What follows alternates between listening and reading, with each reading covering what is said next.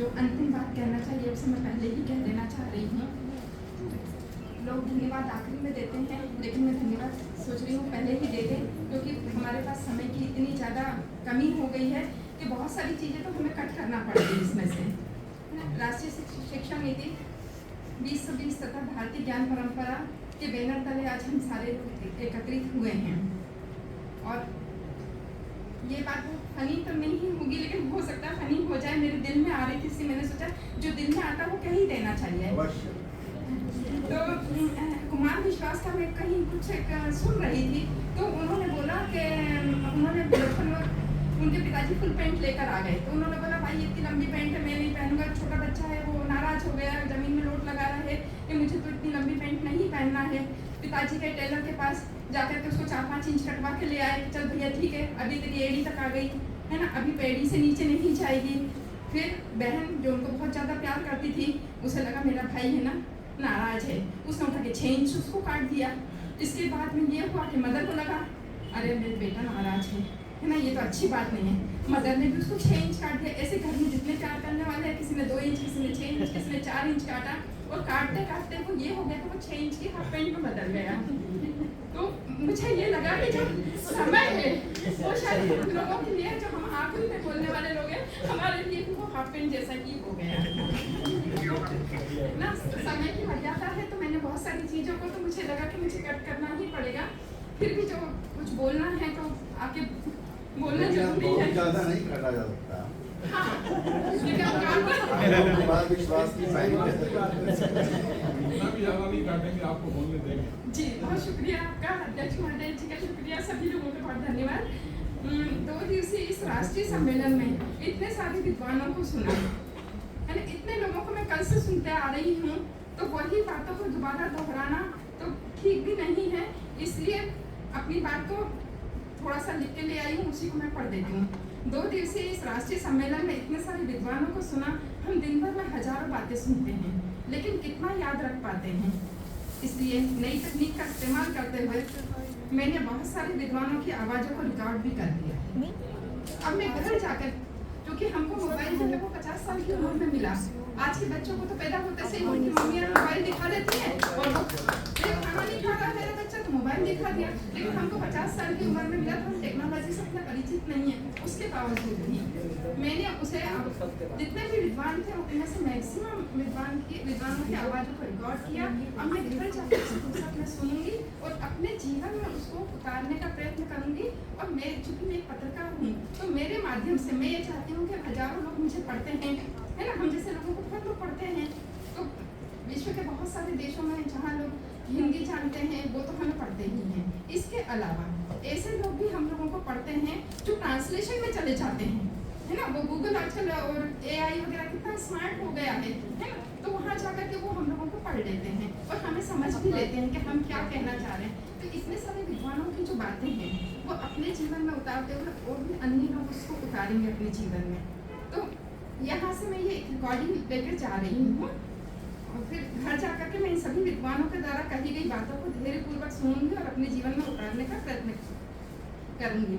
इसके साथ ही इन सभी बातों को अपने रोजगार से जोड़ने का प्रयास करूंगी, क्योंकि भाषा ही एक ऐसा माध्यम, यदि तुमको रोजगार नहीं मिलेगा, पेट नहीं भरा हुआ होगा, तो खाली पेट भोजन नहीं होता है ना। तो रोजगार बहुत जरूरी। कोई सी भी आप शिक्षा किसी भी भाषा में आप दीजिए, पर उसे रोजगार की कम से कम इतना तो हो तो अपने परिवार का पालन पोषण कर सके, अपनी जिंदगी अच्छे से जी सके। तो ऐसा रोजगार मिलना चाहिए किसी भी भाषा में। तकनीक के इस युग में सोशल मीडिया का जमाना है।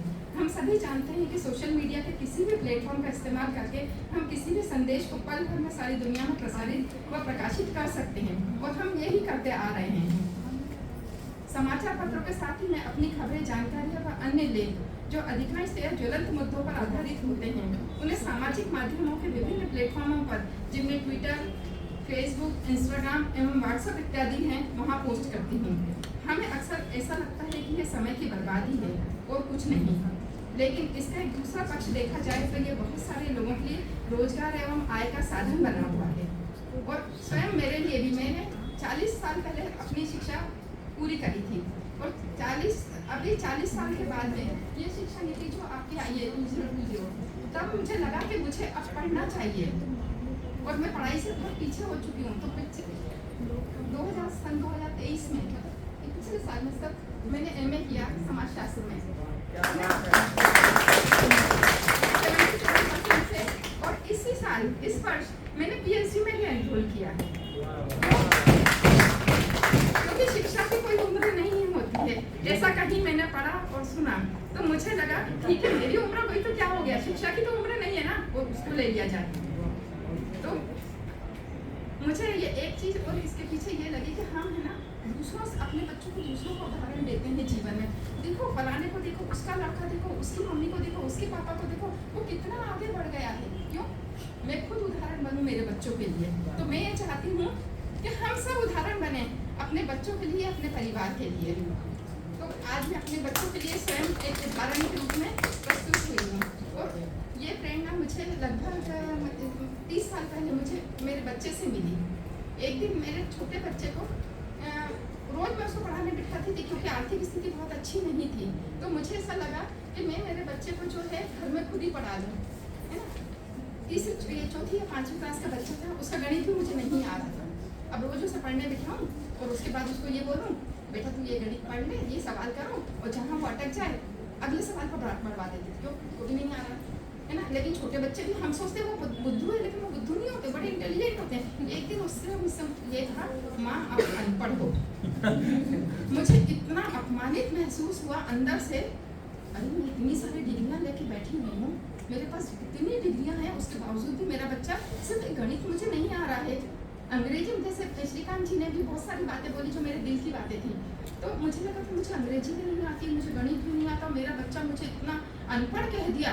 मतलब मुझे वो इतने दिल को लगी, ऑनेस्टली बोलना चाहती हूँ अपनी बात, कि मुझे दिल को इतनी ज़्यादा वो खराब लगी वो बात कि मैंने क्या करा, जैसे शनिवार से सैटरडे बच्चों को सेंट्रल स्कूल में छुट्टी रहती है, उनकी छुट्टी थी, मैं गई उसकी किताब का फोटोकॉपी निकाला और जो हमारे ऑफिसर थे मैंने उनसे जाकर के ये बोला कि सर यदि आपको थोड़ा समय हो तो मुझे थोड़ी मदद करेंगे क्या। उन्होंने बोला जी जरूर बिल्कुल आपकी मदद करेंगे। उसकी किताब की चुपचाप फोटोकॉपी निकाली, चुपचाप उसके बस्ते में जाके किताब रख दिया घर में। अब सोमवार से मेरी क्लास चालू है सर के साथ। वो जो गणित के तीसरी चौथी पांचवी के जो सवाल हैं वो मैं सर से सीख करके जाती थी और घर जाकर अपने इतने कॉन्फिडेंस के साथ लाओ तुम्हारा गणित तुम्हें क्या करना उससे उंगली रखी, ये नहीं आता, अच्छा ये नहीं आता है, अरे बता देते। वो मेरा मुंह देखा कि मम्मी को तो भैया इतने दिनों से कुछ भी नहीं आ रहा था, ये माँ को अचानक कैसे आने लगा। लेकिन मैंने ये बात उसे आज भी नहीं जो बात मैं आपके साथ शेयर कर रही हूँ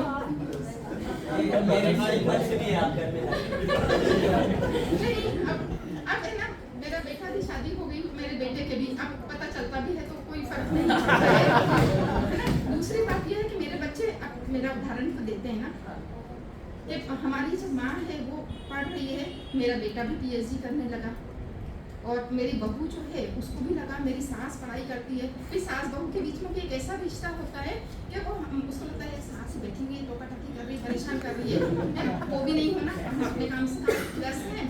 अब वो भी IT मैनेजमेंट के कोर्स के लिए विदेश की किसी यूनिवर्सिटी में एडमिशन ले रही है, तो हम मतलब खुद ही हम उदाहरण बन जाए परिवार के लिए। तो ऐसा मैंने अपने जीवन में किया, तो मैं अपने दिल की बात आप लोगों के साथ शेयर करती हूँ। अगर झगड़ा नहीं होना है तो दोनों को डिग्री ये बहुत अच्छी बात है ना। दूसरी बात ये कि हमको कहते हैं ना कि वो फेसबुक है, व्हाट्सएप है, इंस्टाग्राम है, ट्विटर है, ये सब टाइम बर्बाद करने की चीजें हैं। हाँ होती है वो टाइम बर्बाद करने की चीजें, लेकिन हमें उसमें से कितना लेना है। देखिए वार्निंग आ चुकी है और यहाँ से जाना भी है, ठीक है। मैं अपनी एक बात और कह देना चाह रही हूँ कि फेसबुक हम बोलते हैं कि यहाँ से कोई इनकम नहीं है, लेकिन मेरे को एक इनकम फेसबुक से भी है। तो मैं आज के बच्चों को भी आप लोगों को ये बताना चाहती हूँ कि है ना किसी भी प्लेटफॉर्म को यूज़ करें हम, है ना, कमाने के तरीके आना चाहिए, है ना। और दूसरा ये है कि शिक्षा जो है वो रोजगार परक होना चाहिए।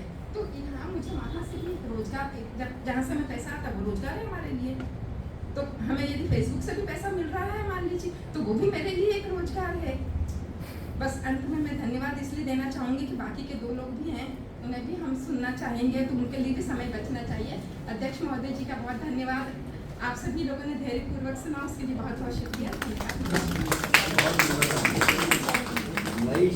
नीति का ये पहला बहुत बुलंद उदाहरण आप ही हैं। स्वागत है आपका। मैं अगले प्रपत्र वाचक भानु भैया को मंच पर आमंत्रित नहीं, करती सच हूँ। है।